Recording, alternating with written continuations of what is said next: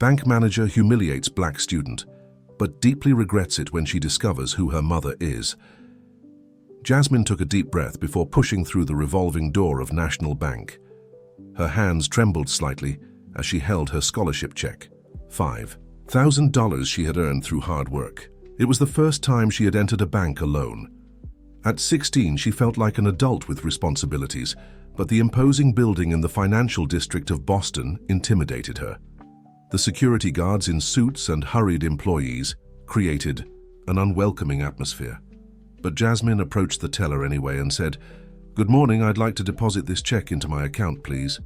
Branch manager Patricia Wilkins, a woman of approximately 45 years with perfectly straightened hair and impeccably manicured nails, raised her eyes from the computer screen with visible irritation and responded, "$5,000? How would—" Sirs, she paused deliberately, looking again at Jasmine's simple school uniform. "Girl like you get a check for this amount?" The teller next to her, Ryan, a newly hired young man, observed the scene uncomfortably but didn't intervene. A well-dressed older woman behind Jasmine commented audibly, "These young people today, she's probably trying to scam the bank. Imagine that." Jasmine felt tears burning her eyes but refused to cry. Her mother always said that it was exactly in these moments that she needed to show strength. "It's from my scholarship from the Science for All Institute.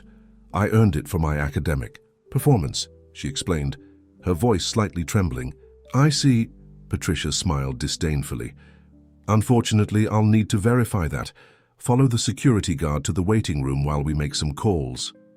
The security guard, a middle-aged black man named Jerome, approached with an uncomfortable expression. In his eyes, Jasmine saw a silent apology. "This way, please," he said gently, indicating a room at the back of the branch. Jasmine was led to a small, windowless room with only a few chairs and a table. The security guard offered her a glass of water and said quietly, "Don't worry, I'll call the general manager. This isn't right." Meanwhile, in the main area of the bank, manager Patricia was greeting a middle-aged white businessman with smiles and courtesy. "Mr. Mitchell, what a pleasure to see you again. How is your wife? That investment I recommended is performing wonderfully, isn't it?" The contrast in treatment was glaring. Customers came and went, receiving personalized service, while Jasmine remained forgotten in the waiting room. Through the frosted glass door, she could see silhouettes passing by, hear distant laughter and the continuous noise of business being conducted. An hour passed. Jasmine checked her watch repeatedly. She had an important test the next day and needed to study. Her mother, Helen Taylor, usually picked her up from school at 6 p.m., but today she had insisted on going to the bank alone to deposit her first scholarship check. She wanted to surprise her. Dear listener, if you're enjoying the story, please take a moment to like and especially subscribe to the channel. It helps us newcomers a lot. Now, continuing. Finally, the door opened. It wasn't the general manager, as promised, but Patricia again, now accompanied by Ryan, the young teller. "We're still verifying the origin of the check," she informed coldly. "The institute you mentioned confirmed they distribute scholarships, but we need to verify if your name is actually on the list of recipients. Meanwhile, Ryan will fill out a form with your information." Jasmine took a deep breath, trying to control her frustration. "How long will this take? I have a test tomorrow and need to study." Patricia completely ignored the question, turning to leave the room. "I'll need your ID again," requested Ryan, visibly embarrassed. While Ryan filled out the form, he asked in a low voice, "Are you really a scholarship recipient from the Science for All Institute?" Jasmine nodded. "I placed first in the National Mathematics Olympiad in my category. The scholarship is to fund materials and prep courses for college entrance exams." Ryan's eyes widened slightly. "That's incredible. My brother tried for 3 years and never even got an honorable mention." For a moment, the mood in the room changed. Ryan seemed genuinely impressed. Jasmine allowed herself a small smile. "Mathematics has always been my passion. I want to study aerospace engineering." "Wow, ambitious," commented Ryan, finishing the form. "Look, I'll try to speed this up. What they're doing to you isn't fair." As soon as Ryan left, Jasmine took her cell phone from her backpack to let her mother know about the delay. That's when she noticed 6 missed calls. Silent mode had remained activated since class. She immediately called back. "Mom? Sorry, I didn't answer before. Jasmine, where are you?" Helen's voice sounded worried. "I stopped by the school and they said you left more than 2 hours ago. I'm at National Bank, the one on Financial Avenue. I came to deposit the scholarship check, but they're making me wait because they think the check might be fake," she explained, frustration evident in her voice. There was a brief silence on the other end of the line. "At National Bank on Financial? Who's helping you?" "A manager named Patricia. Mom, she treated me like I was a criminal, just because I'm young." "And Patricia Wilkins?" "Yes, I think that's her last name. How do you know?" Another silence, more loaded this time. "I'm coming there now. Don't leave that branch, understood?" Before Jasmine could respond, Helen hung up. There was something in her mother's tone that she rarely heard, a mixture of indignation and determination that usually preceded major changes. In the waiting room, time seemed to drag. Jasmine observed the movement in the branch through the frosted glass. She saw when a man in an expensive suit entered hurriedly and was received with deference by Patricia, who led him directly to a private room. There was something secretive and suspicious about that interaction that captured Jasmine's attention. Minutes later, Patricia returned to the waiting room, clearly irritated. "We still haven't been able to confirm your identity. The institute doesn't answer calls at this hour, and we'll have to verify tomorrow. I suggest you come back accompanied by a guardian." "My mother is on her way," replied Jasmine calmly. Something in the young woman's serenity seemed to irritate the manager even more.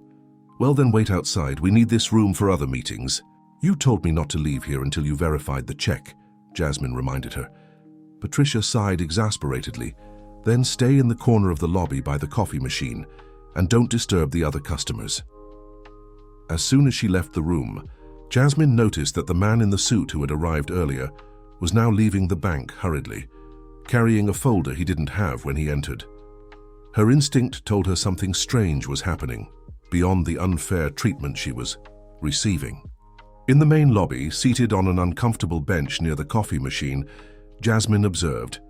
She had always been observant. Her mother said she saw patterns where others saw only chaos. She saw when Ryan, the young teller, approached discreetly. They had left a note on the table beside her. "That man is Mark Albertson, CEO of Finantech, the bank's main competitor. Patricia has been acting strangely for weeks. Be careful." Jasmine discreetly tucked away the note, her heart racing. What had seemed like just a case of discrimination now took on more complex dimensions. At 6:45 p.m., when the branch was preparing to close, a woman entered through the main doors with firm, determined steps. Jasmine immediately recognized her mother, but there was something different about her today. Helen Taylor wore an impeccable executive suit, different from the more casual clothes she usually wore. Her steps echoed on the marble with unquestionable authority. The security guards, who normally approached anyone entering so close to closing time, respectfully backed away. One of them even stepped forward to hold the door. "Good evening, Miss Taylor," he greeted with deference. Jasmine furrowed her brow, confused. How did the security guard know her mother? Helen immediately located her daughter and walked toward her, but not before casting a penetrating look at Patricia, who seemed to have frozen behind the counter. "Are you okay?" Helen asked, examining her daughter from head to toe. "I'm fine, just tired and frustrated. They didn't believe the check was mine," and Helen gently raised her hand, interrupting the explanation. "I understand. Stay here one more minute." Turning, Helen addressed Patricia directly, who still hadn't moved. "Patricia Wilkins, I believe we have a matter to discuss," she said, in a controlled but firm tone. The manager's face visibly paled. "Miss Taylor, we weren't expecting you today," she stammered. "Was there a problem with—" "The problem," interrupted Helen, "is that my daughter has been here for almost 3 hours being treated like a criminal because she tried to deposit a legitimate check into her own account." A heavy silence fell over the bank, the few customers still in the branch, and all the employees were now watching the scene. "Your daughter?" repeated Patricia, looking incredulously from Helen to Jasmine. "We didn't know that." "And should that make a difference?" Helen's voice remained calm, which made it even more intimidating. Is dignified treatment reserved only for children of people you recognize? The branch's general manager, a middle-aged man named Albert Morgan, emerged hurriedly from his office. "Helen, what an unexpected pleasure. Is there a problem?" "Yes, Albert, there are several problems," Helen responded, without taking her eyes off Patricia, beginning with the discriminatory treatment my daughter received today, and ending with a question I'd like to discuss privately about certain documents that are apparently leaving this branch in unauthorized folders. The manager's eyes widened. Jasmine, from her place in the lobby, watched fascinated. She had never seen her mother in this role. Helen had always been loving and dedicated at home, speaking about her work only in general terms. Now, she seemed like a different person. Respected and feared leader. "My office." "Now," said Albert, indicating the way for Helen and giving Patricia a stern look. Before following the manager, Helen turned to her daughter. "Jasmine, you can come too. I believe everyone here needs to hear what you have to say." In the manager's office, Jasmine finally understood why her mother caused such an impact. The walls displayed various certificates and awards, and in several of them appeared the name Helen Taylor, Regional Director of National Bank, currently on leave for a special project at headquarters. Helen wasn't just an important client. She was one of the institution's highest-ranking executives, temporarily away to lead a bank renewal project, including diversity and inclusion policies. "Now I understand why you never brought me to your workplace," murmured Jasmine, both amazed and a bit shocked by the revelation. Helen smiled briefly at her daughter. "I wanted you to form your own identity, without the shadow of my position, and apparently that has given us a very clear view of how our employees treat ordinary people, especially young black people." Albert Morgan looked deeply uncomfortable. "Helen, I can assure you this doesn't reflect our institution's values. If there was any misunderstanding—" "There was no misunderstanding, Albert," Helen cut in. "My daughter was discriminated against and humiliated, and from what she told me on the phone, and from the note that a conscientious employee left her, there also seems to be something more serious happening in this branch involving Mark Albertson from Finantech." Patricia, who had remained silent until then, paled even more. "I don't know what you're talking about. As for your daughter, we were simply following security protocols for transactions by minors." "Is that so?" questioned Helen. "Then why was she the only minor detained today? Because I have information that 3 white teenagers from private schools in the area deposited similar amounts today without any impediment." The silence that followed was answer enough. "Jasmine," continued Helen, turning to her daughter, "tell Mr. Morgan what you observed about the man who hurriedly left here with a folder." With growing confidence, Jasmine reported what she had seen: Mark Albertson's hurried entrance, the preferential treatment, the closed-door meeting with Patricia, and the executive's exit with a folder he hadn't brought with him. "And the teller. Ryan alerted me that this has been happening for weeks." He seemed genuinely concerned. Albert Morgan took a deep breath, his expression oscillating between concern and anger. "Patricia, I want to see you in the conference room in 5 minutes with all records of Mr. Albertson's entries and exits over the last 2 months, and call Ryan too." When Patricia left, visibly shaken, the manager turned to Helen and Jasmine. "I apologize for the treatment you received, Jasmine. This does not align with our values, and we will take appropriate measures. As for the other matter, thank you for the alert. If what I suspect is happening, you may have prevented a major problem for the bank."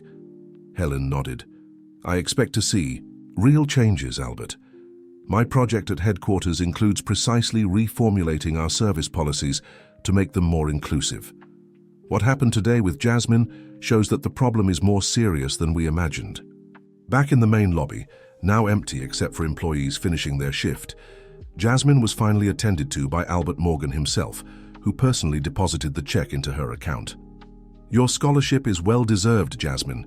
Congratulations on your academic achievements," he said sincerely. As they left the bank, it was already night in Boston. The lights of Financial Avenue shone brightly, creating an almost magical setting. "Why did you never tell me you were such an important executive?" Jasmine finally asked. Helen smiled, putting an arm around her daughter's shoulders as they walked. Because I wanted you to grow up valuing knowledge and character, not power or money. You earned that scholarship on your own merit, not for being the daughter of someone important." Jasmine nodded, understanding. "That manager, Patricia, what will happen to her?" "That will depend on the investigation into the Albertson case. But regardless, her discriminatory behavior will have consequences." What neither of them could imagine at that moment was how that seemingly terrible day would change not only their lives, but the entire American banking system in the months that followed.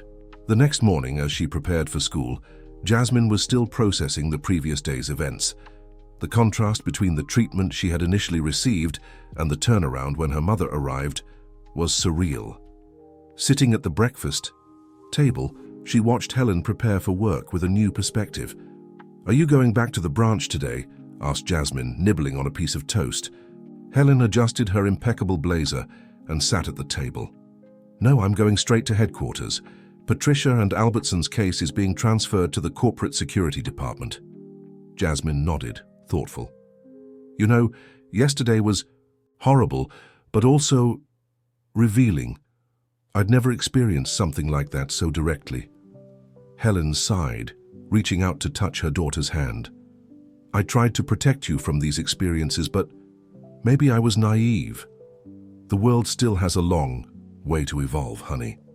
"But how will things change if people like Patricia continue in positions of power?" A determined smile appeared on Helen's face.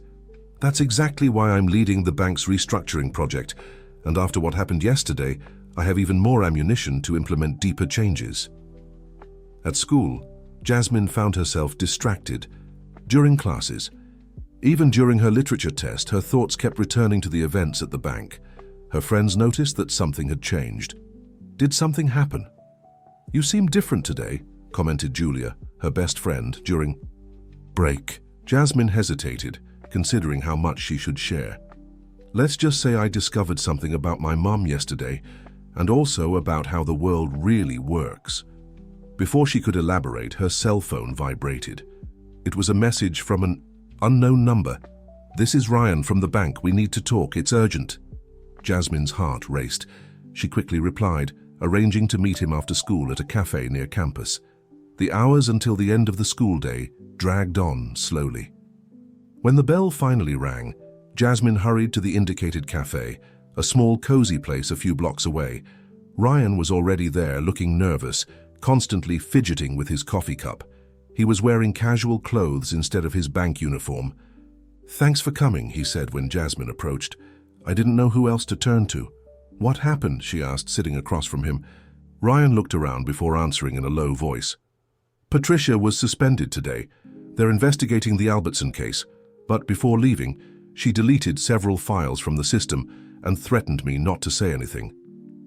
Jasmine frowned. "You should talk to my mom or Mr. Morgan. I tried, but neither of them is at the branch today. And I'm afraid it might be too late. That folder Albertson took yesterday contained information about a new security system the bank is developing." "Why are you telling me this?" Ryan took a deep breath. "Because you and your mother were the only ones who cared when I tried to alert someone about what was happening. And because," he hesitated, "because I know what it's like to be discriminated against and want to make a difference, but feel that no one is listening." Something in the sincerity of his words touched Jasmine. "What can I do to help?" "We need to recover the folder, or at least alert exactly which documents were compromised. And I know where Patricia keeps copies of everything." What followed was an intense afternoon. Jasmine called her mother, vaguely explaining that she was working on a project with a friend and would arrive a little later. She didn't want to lie, but she also knew she needed to better understand the situation before involving Helen. Ryan took her to a cafe near the bank, from where they could observe the entrance to the branch. "Patricia always leaves at 4 p.m. on Wednesdays for her Pilates class, but today she didn't show up at the bank. I'm almost certain she's at home organizing her escape or destroying evidence." "Escape? That seems too extreme," commented Jasmine, increasingly concerned about the turn of events. "You don't understand. What she and Albertson are doing isn't just unethical, it's criminal. We're talking about corporate espionage and possible sabotage of a system that will protect millions of customers." As they talked, Jasmine noticed a black car parking across the street. Patricia stepped out looking hurried and nervous. Instead of entering the bank, she headed to an electronics store next door. "It's her," whispered Jasmine. "But why is she going to the electronics store?" "Maybe to buy a new disposable phone or something," speculated Ryan. "Let's approach discreetly." The two walked casually to the store window, pretending interest in the displayed products while observing Patricia intensely conversing with the salesperson. She handed over a flash drive and pointed to one of the demonstration computers. "She's transferring files," murmured Ryan. "We need to alert someone now." Jasmine made a quick decision. "I'll discreetly take a photo and send it to my mom with a summary of what's happening." Skillfully, she positioned her phone as if taking a selfie, but actually captured Patricia in the background, clearly visible transferring data from the flash drive. The message to Helen was concise. "Patricia is at the VTech store next to the bank, transferring data from a flash drive. Ryan says it's sensitive bank information. I'm fine, but I think you should know." Less than 3 minutes. Later, Jasmine's phone rang. "Where exactly are you?" Helen's voice sounded controlled but with an underlying tension. "On the sidewalk in front of the store. Ryan is with me. Stay there, don't interfere. The security team is on the way, and Jasmine, be careful." The next 20 minutes were filled with nervous anticipation. Patricia remained in the store, now apparently waiting for some transfer process to complete. Occasionally she looked at her watch and the door, clearly anxious. Finally, a car with discreet National Bank identification parked nearby. 2 men in suits emerged and headed directly to the store. Jasmine recognized one of them as part of the security team she had seen the day before. What happened next was quick. The men approached Patricia, who initially tried to deny any irregularity. However, when they pointed to the computer with files still open, her posture crumbled. The salesperson, clearly confused, stepped away from the confrontation. Patricia was escorted out, not handcuffed, but clearly in custody. As she passed Jasmine and Ryan, her face contorted in an expression of anger and humiliation. "You don't understand who you're dealing with," she hissed, before being placed in the car. Minutes later, Helen arrived, hurriedly exiting a taxi. "Are you both all right?" she asked, examining them attentively. Jasmine nodded. "We are. What will happen to her?" "That will depend on the full investigation, but you two probably prevented a major data breach." Helen turned to Ryan. "The bank recognizes your integrity, Ryan. This won't be forgotten." The young teller seemed simultaneously relieved and concerned. "I just did what I thought was right, but her words about not knowing who we're dealing with, that worries me." Helen nodded gravely. "We'll increase security as a precaution, but you did the right thing by alerting Jasmine." On the way home, in the back seat of the taxi, Jasmine finally processed the intensity of the last 2 days. "All of this started because I was discriminated against at the bank. It's strange to think that if I had been treated normally, Patricia might have continued her scheme for longer." Helen hugged her daughter's shoulders. "Sometimes, injustices reveal other injustices. What's important is how we respond to them." Dear listener, if you're enjoying the story, please take a moment to like and especially subscribe to the channel. It helps us newcomers a lot. Now continuing. In the weeks that followed, Jasmine's life transformed in ways she could never have imagined. The investigation into Patricia and Mark Albertson revealed an elaborate corporate espionage scheme that extended beyond National Bank, affecting various financial institutions. The case gained media attention, although Jasmine's identity was protected because she was a minor. Helen, recognized for her integrity and now for her efficiency in handling the crisis, was promoted to Vice President of Ethics and Governance at the bank, with authority to implement significant structural changes. On a sunny Saturday afternoon, as mother and daughter walked through Central Park, Helen shared news. "The board approved my complete overhaul project. We're implementing new service protocols, mandatory anti-discrimination training, and an internal audit system to monitor how customers are treated." Jasmine smiled, genuinely happy for her mother. "That's amazing. It will change many people's lives." "And there's more," continued Helen. We're creating a special internship program for high-performing students from public schools. We'd like you to be our youth consultant on the project." Jasmine stopped walking, surprised. "Me? But why?" "Because you've lived through the problem we want to solve, and because you demonstrated remarkable intelligence and maturity throughout this whole situation." That conversation marked the beginning of a new phase. In the following weeks, Jasmine divided her time between school, studying for the mathematics, Olympiad, and occasional meetings with Helen's team to discuss the internship program. In one of these meetings, Jasmine met Daniel Campos, a 32-year-old black executive recently hired to lead the bank's diversity and inclusion department. "Your story is inspiring, Jasmine," he said during a presentation. "What happened to you shouldn't happen to anyone, but transforming that negative experience into positive change is extraordinary." After the meeting, Daniel approached her. "You know, when I was your age, I went through something similar in a department store. I was accused of theft simply for trying on an expensive watch. That defined my career. I decided to study corporate law so I could change companies from within." Jasmine felt an immediate connection with him. "And did it work?" Daniel smiled. "I'm here, aren't I? Changes happen, even if more slowly than we'd like." That night, reflecting on the conversation, Jasmine had an idea. The next morning, she sent an email to Helen and Daniel proposing an expansion of the program. Beyond internships, they could create a forum where young people would share their experiences with discrimination in the corporate environment, creating an annual report that would serve as a guide for companies to improve their practices. The response was enthusiastic.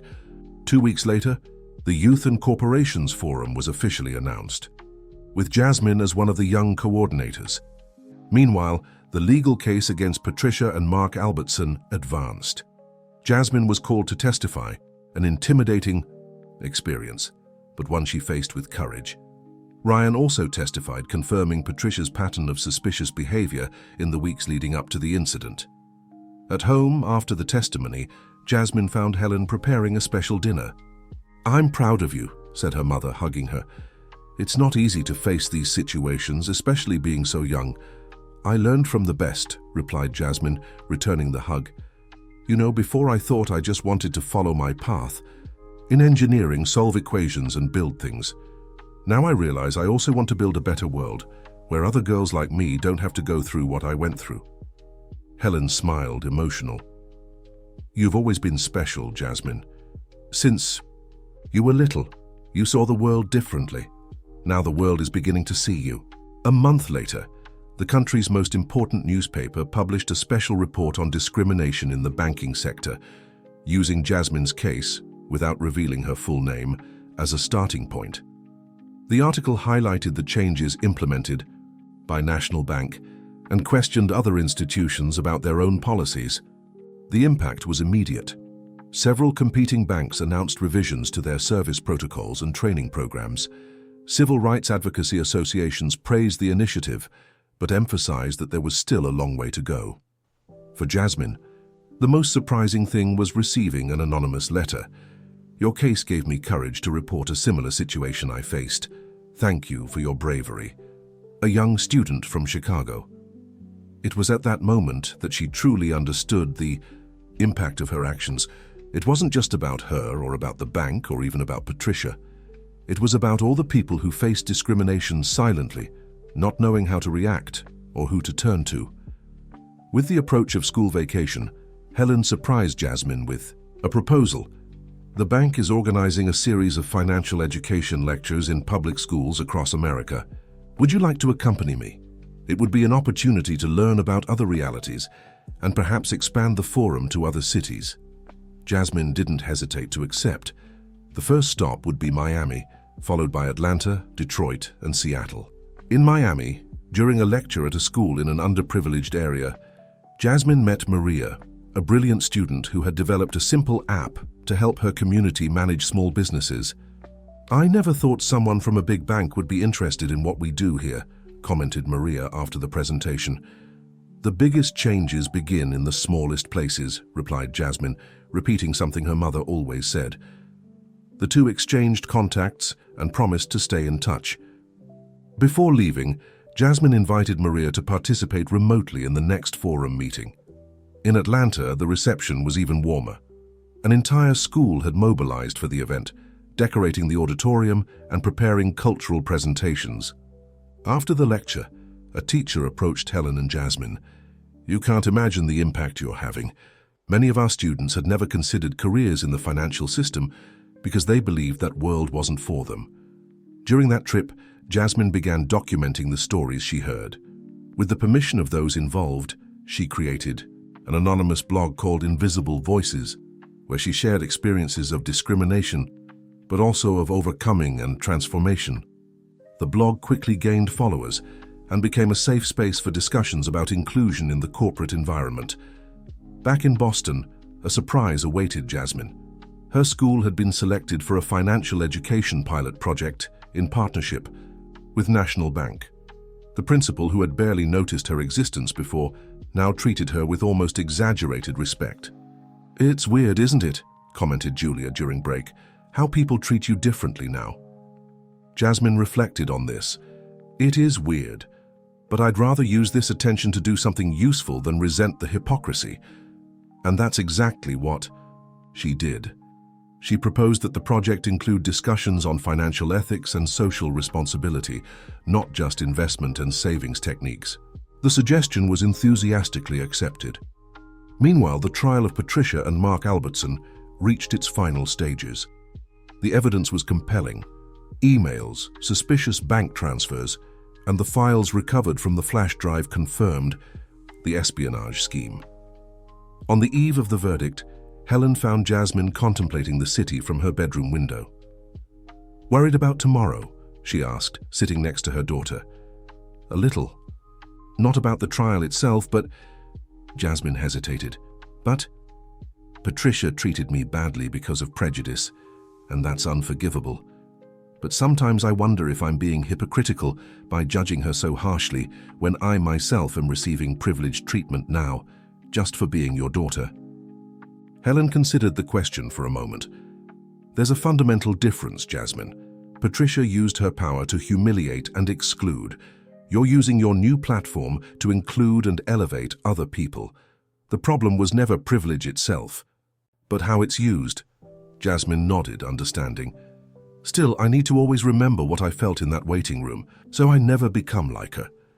That's why I believe in you so much, honey. That awareness is rare, especially in someone so young."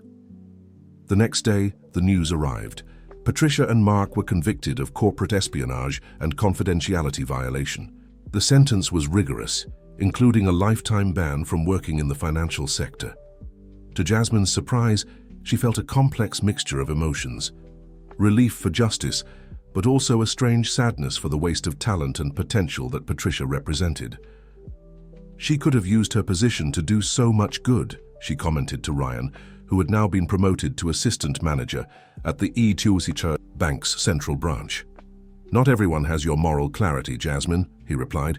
"Some people simply lose their way."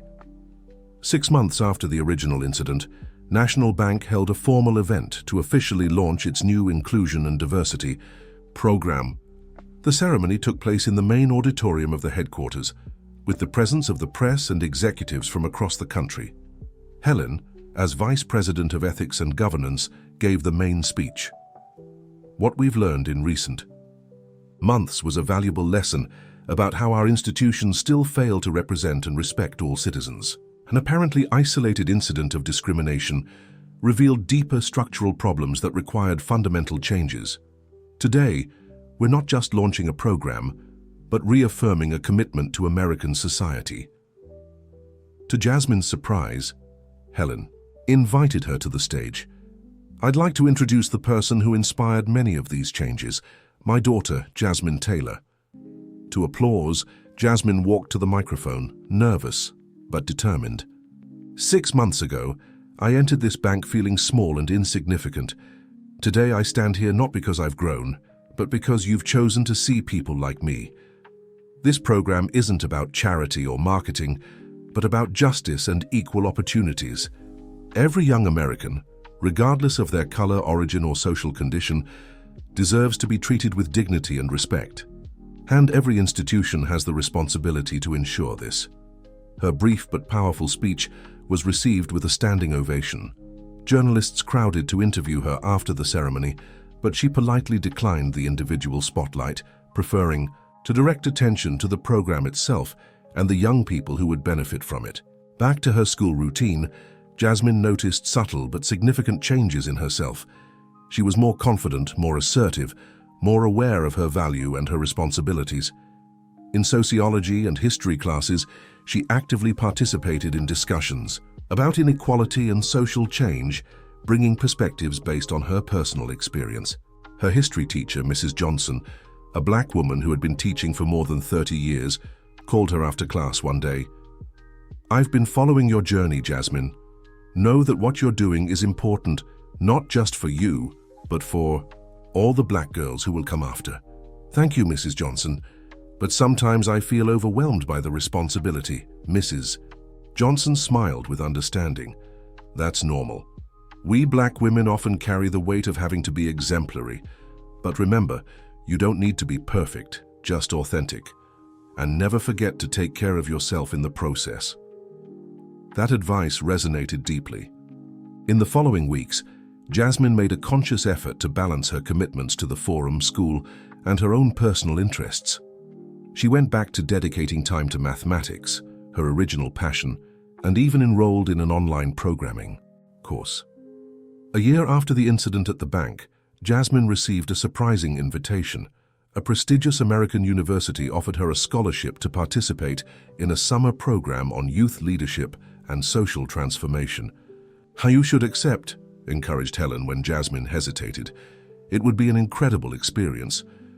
"But what about the forum and the projects we're developing here?" "They'll continue, and you'll return with new ideas and perspectives." After much reflection, Jasmine accepted.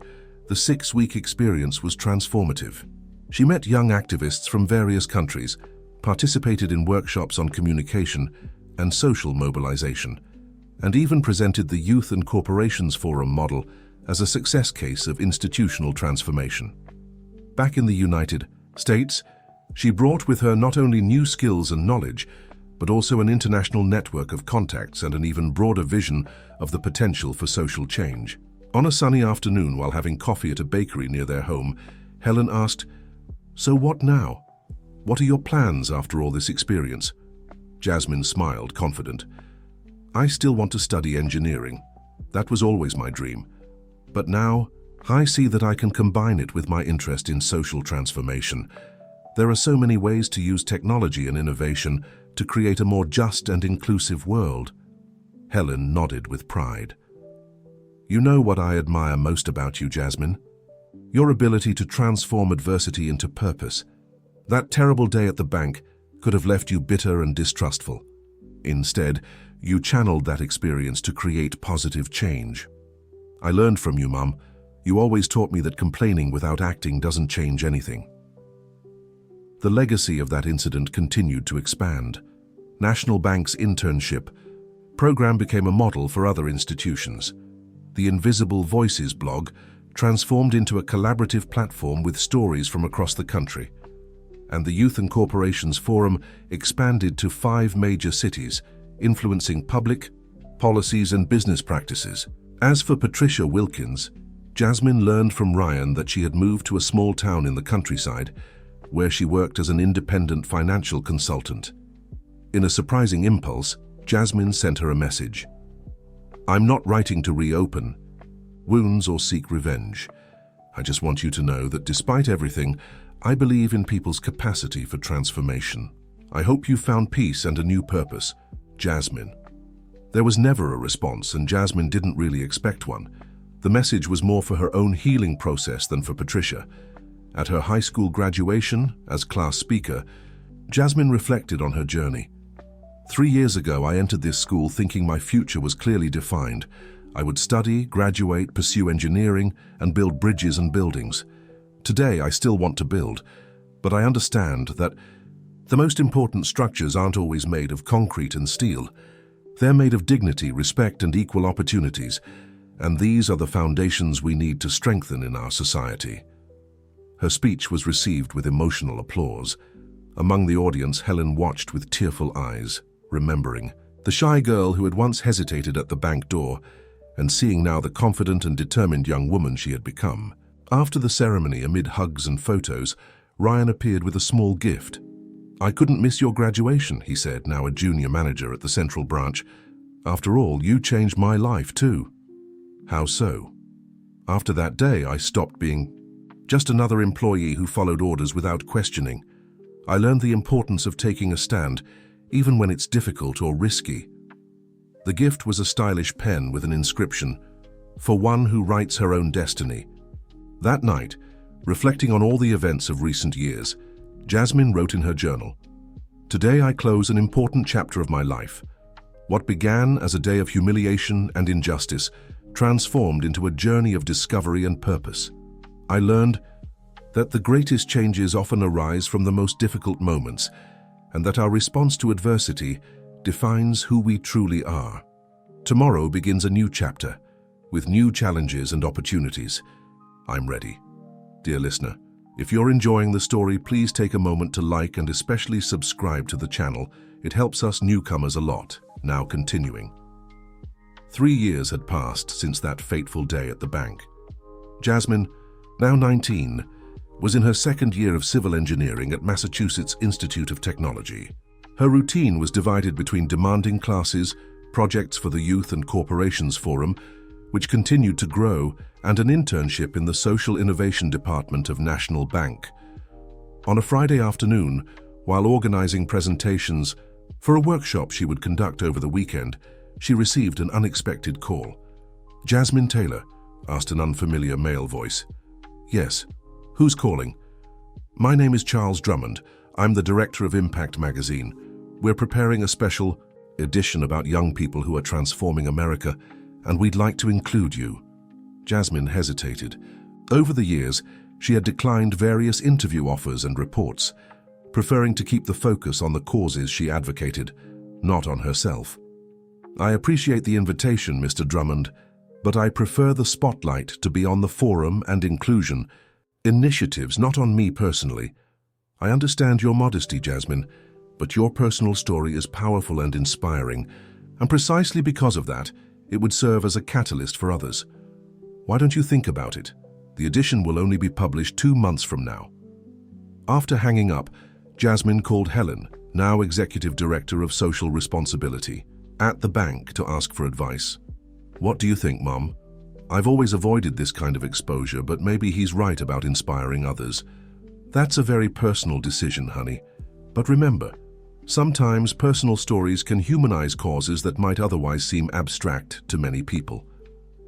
After much reflection, Jasmine agreed to the interview on the condition that the focus be divided between her experience and the broader impact of the work she was doing. The journalist assigned to interview her, Thomas Anderson, met her at a cafe near the university. He was a man of about 30, with a traditional notepad instead of the tablet or laptop she expected. "I prefer the old method," he explained, noticing her curious look. "I feel it connects me better with the person in front of me." The interview flowed naturally. Thomas asked insightful but respectful questions, allowing Jasmine to elaborate on her answers without feeling pressured or invaded. "You mentioned that your experience at the bank was transformative. Could you elaborate?"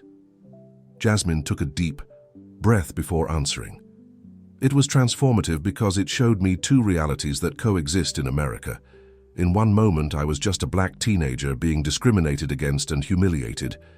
In the next moment, when they discovered who my mother was, I became someone who deserved respect and deference. That dissonance made it clear to me how the treatment we receive often depends more on who they think we are than on who we really are." "And how did you transform that revelation into action?" "I realized I had a unique opportunity to use my privileged access to open doors for other young people who didn't have the same connections. It wasn't enough to just be outraged. I needed to use my position to create concrete changes." The conversation continued for almost 2 hours, covering everything from the programs implemented by the bank to Jasmine's future dreams. At the end, Thomas sincerely thanked her. "You know, I've interviewed many young change agents over the years. Many were more interested in building their own personal brands than in making a real impact. You're different. There's an authenticity in what you do that's rare these days. Thank you. I just try to do what's right, one day at a time. 2 weeks later, Thomas sent a preview of the article for approval. The report was honest, respectful, and perfectly captured the essence of Jasmine's work. The title, The Mathematics of Inclusion. How a young engineer is reprogramming the American financial system, was clever without being sensationalist. When the edition was published, the repercussion was greater than Jasmine had anticipated. She received messages from young people across the country, many sharing their own experiences of discrimination and asking how they could get involved in similar initiatives. One message in particular caught her attention. It was from a bank manager in Portland. Your story made me rethink my own conduct. Without realizing it, I've been reproducing discriminatory behaviors similar to those you faced. Your courage in sharing your experience opened my eyes. I'd like to implement a program similar to yours in our region. Would it be possible for us to talk? This message led Jasmine to deep reflection. Until then, she had mainly focused on empowering young people who faced discrimination. But perhaps it was equally important to work with those who, often unconsciously, perpetuated these practices. In a forum meeting, she proposed a new initiative, Constructive Dialogues, a program that would facilitate honest conversations between young people from diverse social backgrounds and professionals in the financial market. The goal isn't to point fingers or shame anyone, she explained. It's to create a safe space where people can recognize unconscious biases and develop more inclusive practices. The idea was received with enthusiasm, and soon the program was being implemented as a pilot in Boston, with plans to expand to other cities. Amid these developments, Jasmine received surprising news. She had been selected as one of the country's 100 most influential young people by a renowned international publication. The recognition included an invitation to participate in a global forum on youth leadership in Geneva, Switzerland. You're going, right? Asked Julia, now a psychology student and volunteer at the forum. I don't know. It's a huge honor, but I'll be missing almost 2 weeks of class and we have that important project to deliver. Jasmine Taylor, you need to stop sabotaging yourself. Julia crossed her arms, exasperated. This is an incredible opportunity to expand your impact and bring new ideas to what we're building here. After consulting her professors who enthusiastically supported her and reorganizing her commitments, Jasmine accepted the invitation. The experience in Geneva was even more impactful than she had imagined. She met young leaders from more than 50 countries, participated in workshops on global public policies, and established connections with international organizations interested in replicating the forum model in other countries. In a panel on financial inclusion, she shared the stage with renowned experts and executives from global banks. When she told her story, the auditorium was completely silent, absorbing every word. What impresses me about your approach, commented a World Bank executive after the panel, is that you managed to transform a painful personal experience into systemic change without losing compassion in the process. Compassion is essential, replied Jasmine. Without it, we risk replacing one oppressive system with another. Back in the United States, with new perspectives and ideas, she found an unexpected situation. During her absence, National Bank had announced a merger with another major bank, creating uncertainties about the future of inclusion and diversity programs. Helen looked worried when they met for dinner. The new board is reviewing all non-essential projects, as they call them. I fear that much of what we've built is at risk. We can't let that happen, stated Jasmine with determination. These programs aren't charity or marketing. They're fundamental to the modernization and relevance of the bank in the 21st century. In the following days, she worked tirelessly with Helen and Daniel to prepare a compelling presentation for the new board.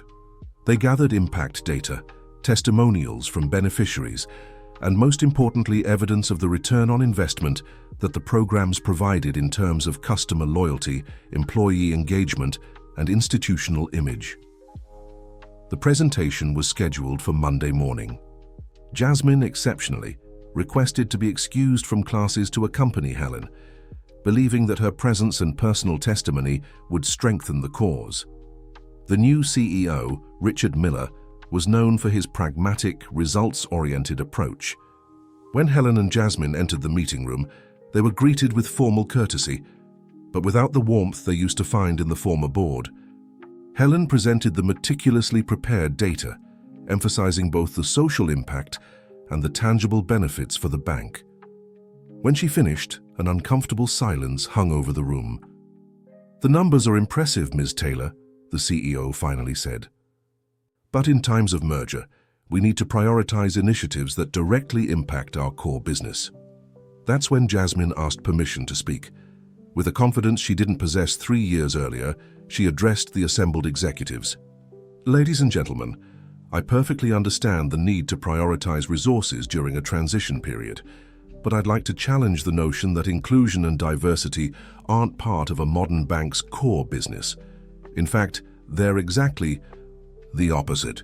She continued, sharing concrete stories of how the programs had identified exceptional talent in communities traditionally ignored by the financial system, such as young programmers from underprivileged areas who developed innovative solutions. For the bank, what we offer isn't just a social responsibility program, but a real competitive advantage in an increasingly diverse and conscious world.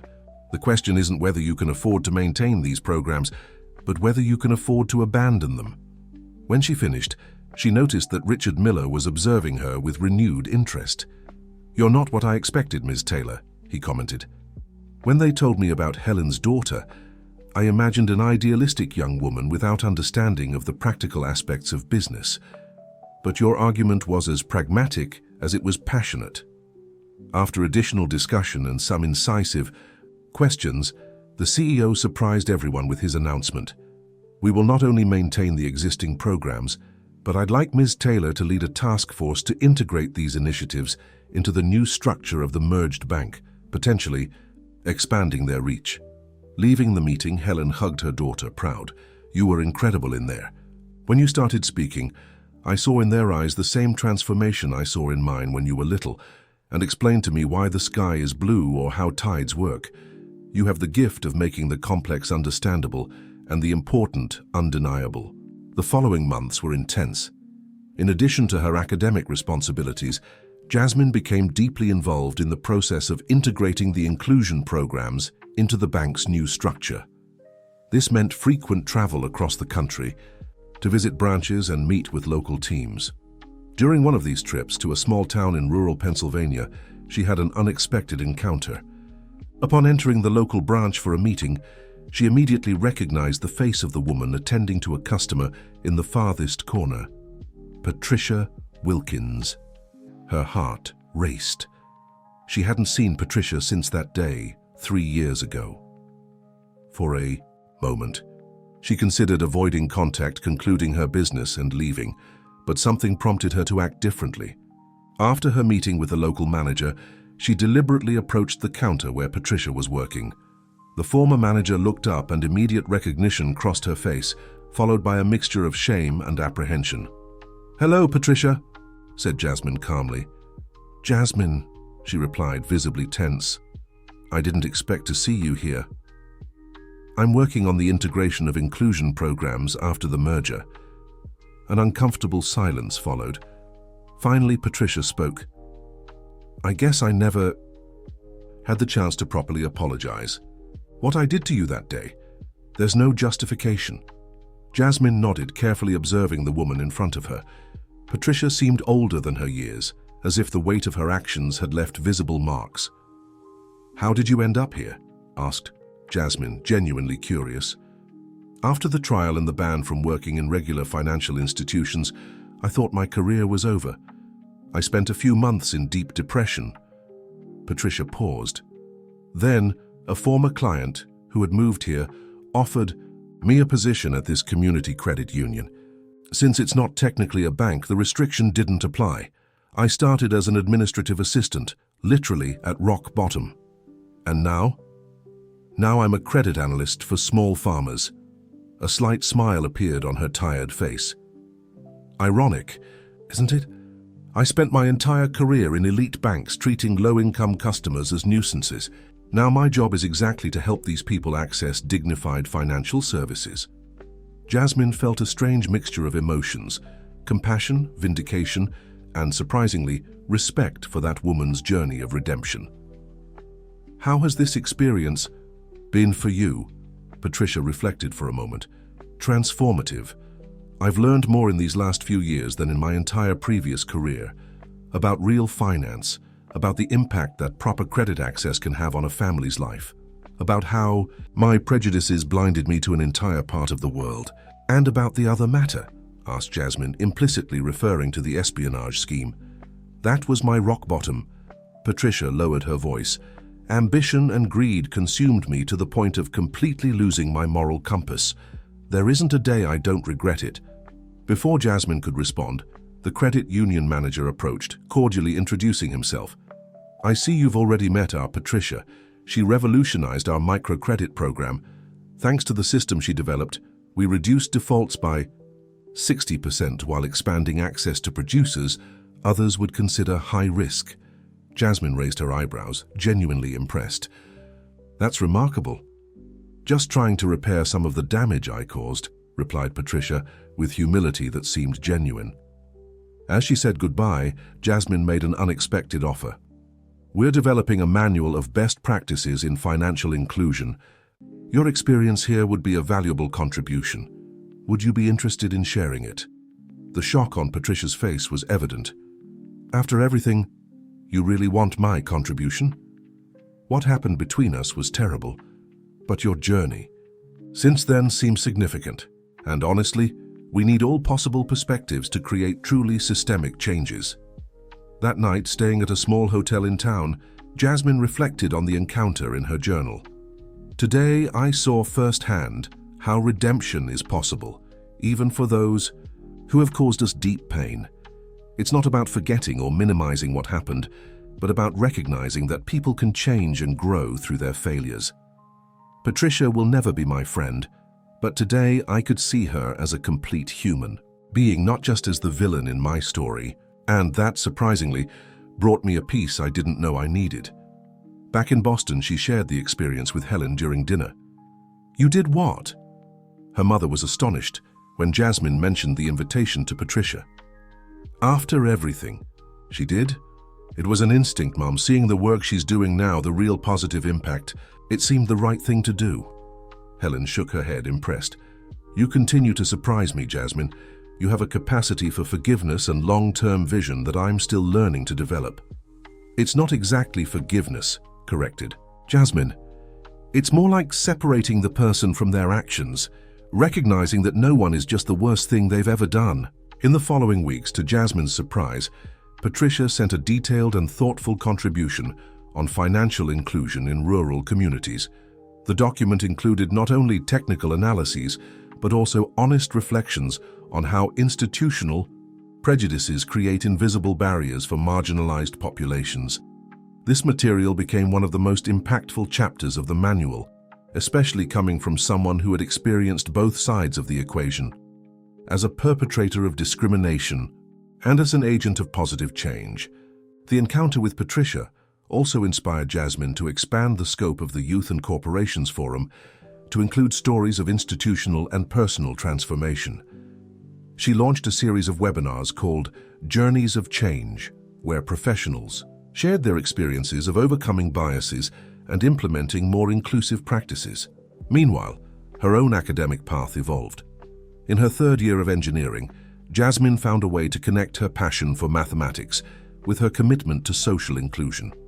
She developed a scientific initiation project focused on mathematical modeling for optimizing banking services in socially vulnerable areas. The project caught the attention not only of her professors, but also of an international foundation that offered funding to expand the research. With this support, Jasmine was able to recruit a small team of students from different backgrounds, engineering, economics, sociology, and design, creating a truly interdisciplinary approach. On a sunny afternoon, while working with her team at the university library, she received a message from Ryan. "Need to tell you amazing news in person. Coffee tomorrow?" At the meeting, Ryan could barely contain his excitement.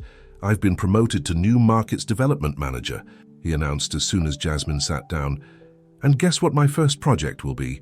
Implementing your model of banking services in vulnerable areas in 10 cities. Ryan, that's wonderful. Jasmine hugged him, genuinely happy for the friend, who had remained loyal since that first day at the bank. And there's more. I want you and your team to be official consultants on the project. The bank is willing to offer complimentary scholarships to all of you. That partnership marked the beginning of a new phase for both Jasmine and the bank. For the first time, a project developed entirely by university students would be implemented on a national scale by one of the largest financial institutions in the country. The responsibility was enormous, but Jasmine felt more prepared than ever. The last 3 years had been an intensive masterclass in resilience, leadership, and social transformation.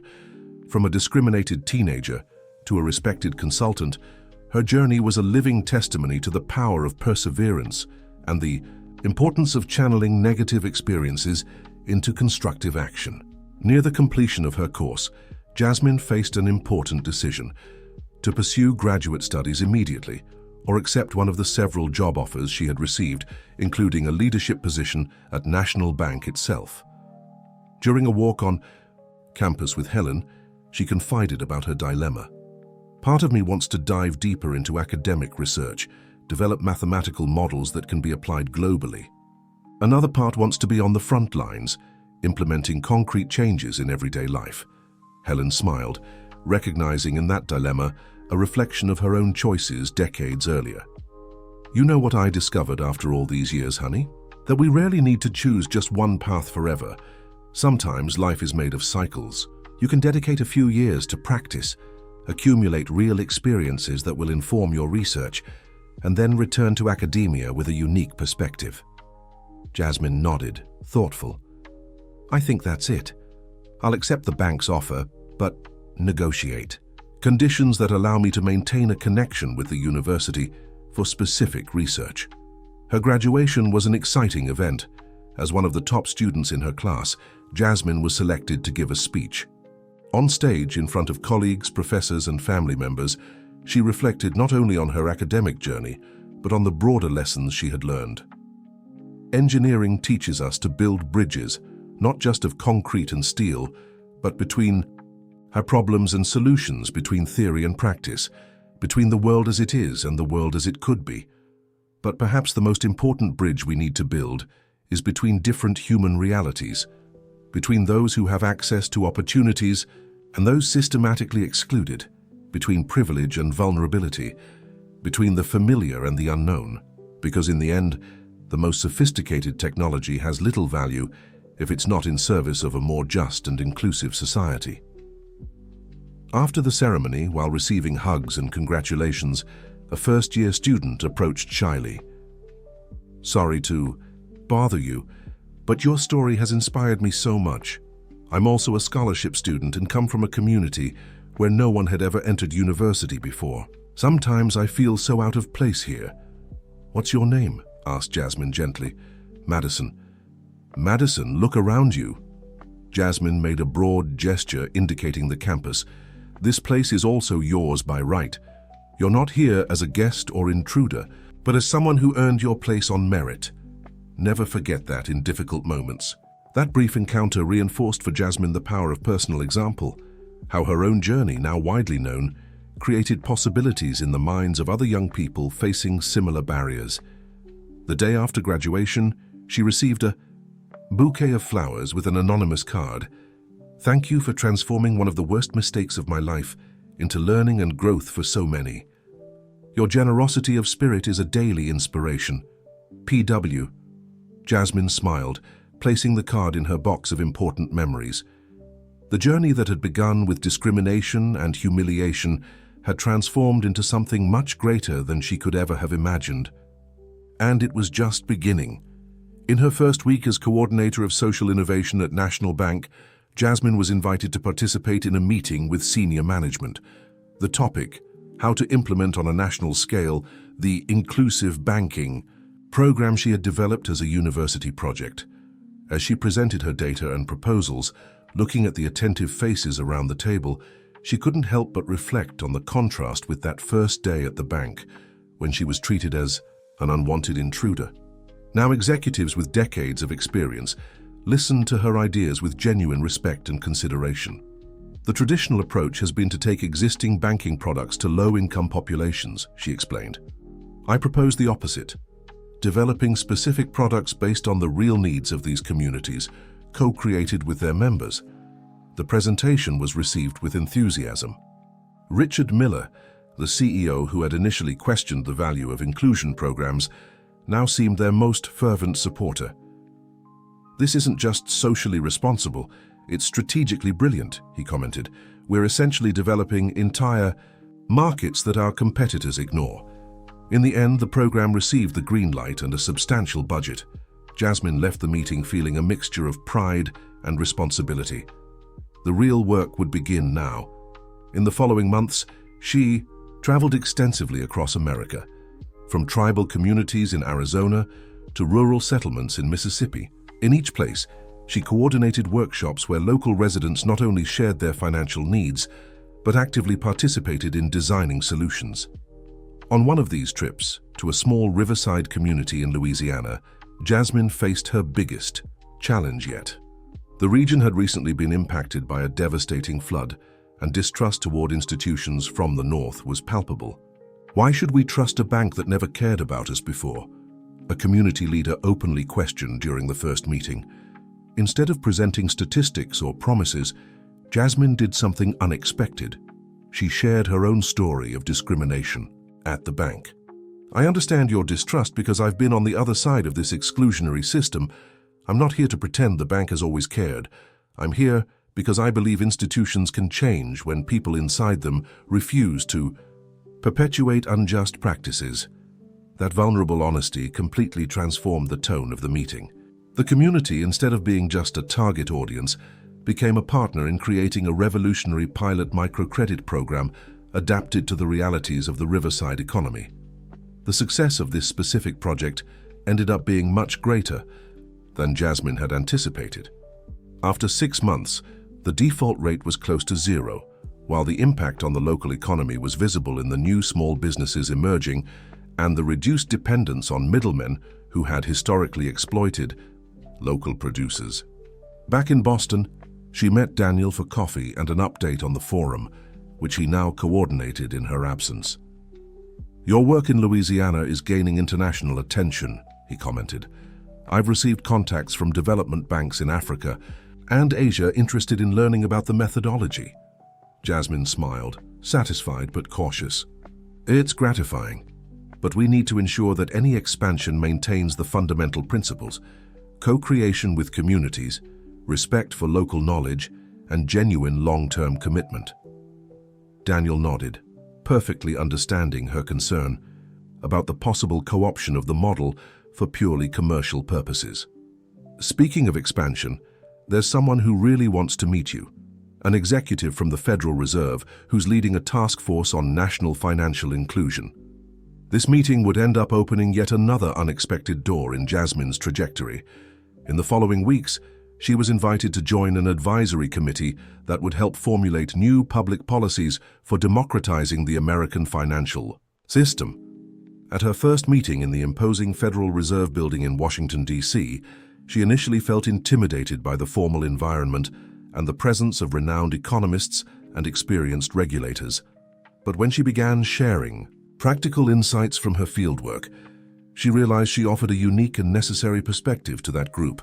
Most policies fail not for lack of good intentions, but due to disconnection from the lived reality of the people they intend to benefit, she observed during a discussion about financial education. We need to stop assuming we know what these communities need and start truly listening to them. At the end of the day, the committee coordinator, Dr. Claire Hoffman, a respected economist with decades of experience, approached her. Your contribution today was extremely valuable, Jasmine. You bring to the table exactly what we were missing: the perspective of someone at the intersection between theory and practice, between the institutional and the human. In the months that followed, Jasmine balanced her responsibilities at the bank with her advisory role at the Federal Reserve. and still found time to mentor scientific initiation projects at the university. It was an exhausting routine, but deeply rewarding. On a Friday, after a long day of work, Helen surprised her with a special dinner at home. "To celebrate your first publication in a scientific journal," she explained, showing the printed copy where Jasmine's article on mathematical modeling for financial inclusion occupied a prominent place. During dinner, Helen observed her daughter with a mixture of pride and concern. "You look tired, honey. Aren't you overloading yourself?" Jasmine smiled, serving herself more salad. "I am tired, yes, but in a good way. Each part of what I do feeds the others. The practical work informs my research, which in turn influences the policies I help formulate. It's exhausting, but I feel I'm exactly where I should be." Helen nodded, perfectly understanding that feeling. "Just don't forget to keep space for yourself, for your own needs and personal dreams." It was a timely reminder. In recent years, Jasmine had channeled so much energy into her causes that more personal aspects of her life often took a back seat. Recognizing this, she decided to make some changes to her routine, reserving sacred time for purely recreational activities and personal connections. It was during one of these intentional breaks, at a pottery workshop she had decided to take for pure pleasure, that she met Nathan, an architect specializing in sustainable projects for vulnerable communities. The connection was immediate, not just because of personal attraction, but because of resonance in their worldviews and professional commitments. Their relationship evolved naturally, fueled by deep conversations, shared interests, and mutual respect for each other's work. Nathan understood the demands of Jasmine's life and offered support without ever competing for her attention or questioning her priorities. One evening, as they prepared dinner together in the small apartment Jasmine had bought near the university, Nathan made an insightful observation. "You've transformed your pain into purpose in a way few people can. That's extraordinary." Jasmine reflected on the comment as she chopped vegetables. "I think it was less a conscious choice and more a necessity. I didn't know how else to process that experience. Transforming it into something constructive was the only way not to let it consume me."